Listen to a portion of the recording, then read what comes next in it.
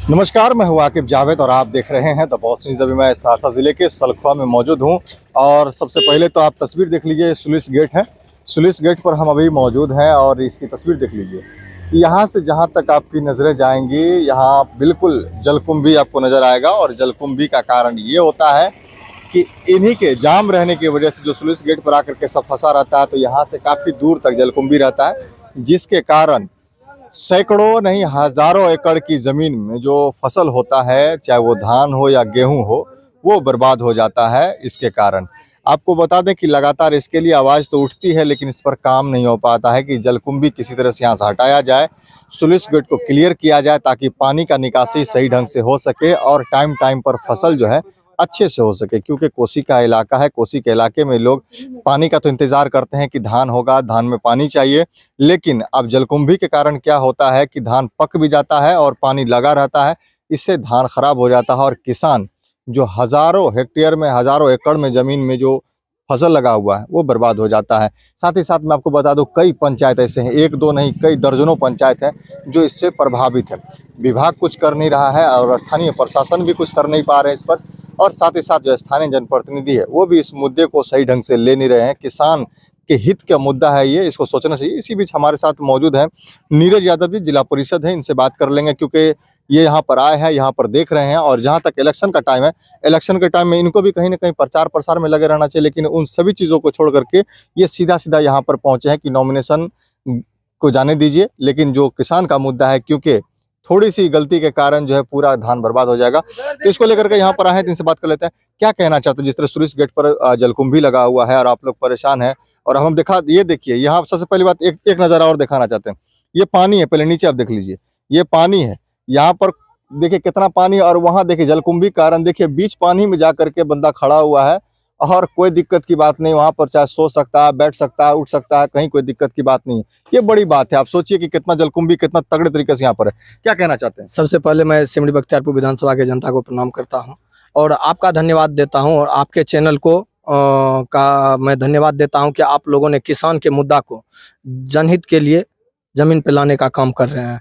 मैं यही कहना चाहूँगा कि यहाँ पे जो पदाधिकारी हैं, संबंधित जो पदाधिकारी हैं, वो बेसुध पड़े हुए हैं।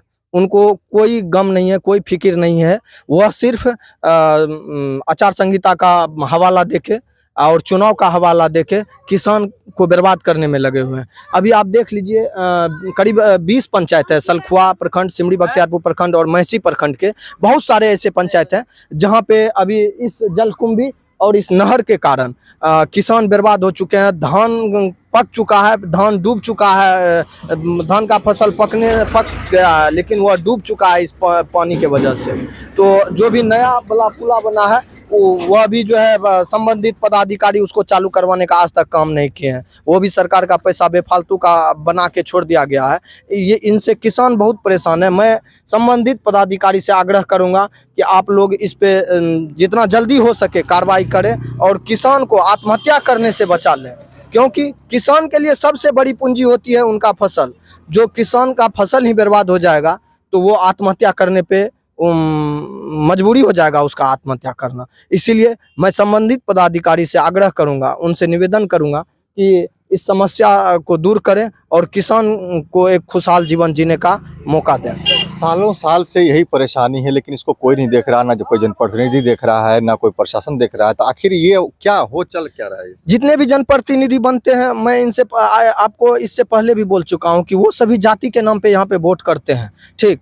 और जाति के नाम पे वोट करने का आज ये नतीजा है कि हम लोगों के यहाँ कोई आवाज़ सुनने वाला नहीं है, ना ही कोई मुद्दा उठाने वाला है। सिर्फ जाति के नाम पे वोट लेते हैं। आप बताइए, हमारे सांसद महोदय जीत के गए हैं, आज तक कोई भी आवाज़ नहीं उठाया, ना ही देखने के लिए आया कि हमारे जनता का क्या समस्या है। हमारे विधायक जी, अभी तो चुनाव है, चुनाव में नॉमिनेशन दे रहे हैं, विधायक जी से ये पूछिए कि जो कभी उन्होंने सुलिस गेट का मुद्दा उठाया क्या? मैं किन किन का नाम लूँ? बहुत सारे ऐसे जनप्रतिनिधि हैं। दुर्भाग्य है हम लोगों का, जो वो जीत के जाते हैं जनता को भूल जाते हैं, जो जनता उनको बनाते हैं उन्हीं को भूल जाते हैं। ऐसा आप लोग मत कीजिए। आप लोग जनता के मुद्दा को उठाइए और किसान को बचाइए। किसान ही नहीं रहेगा तो हम आप रह के क्या करेंगे? सबसे बड़ी बात है कि किसान का मुद्दा है और ये मुद्दा हर साल उठता है। लेकिन इस मुद्दे पर काम नहीं हो पाता है, तो क्या जो विभाग है, जल संसाधन विभाग या फिर जो इससे संबंधित विभाग है, क्या उस पर कार्रवाई नहीं करते? मैं श्रीमान सहरसा जिला पदाधिकारी जो भी हमारे डीएम साहब है, मैं उनसे आग्रह करूंगा कि इस मामला को आप अपने संज्ञान में लें।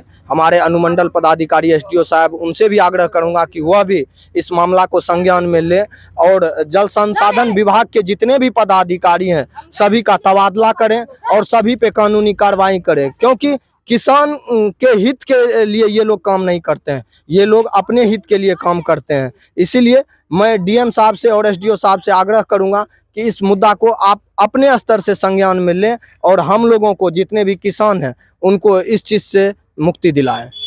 लगभग हर साल कितना फसल बर्बाद हो जाता होगा? हजारों एकड़ जमीन जो है इससे प्रभावित है।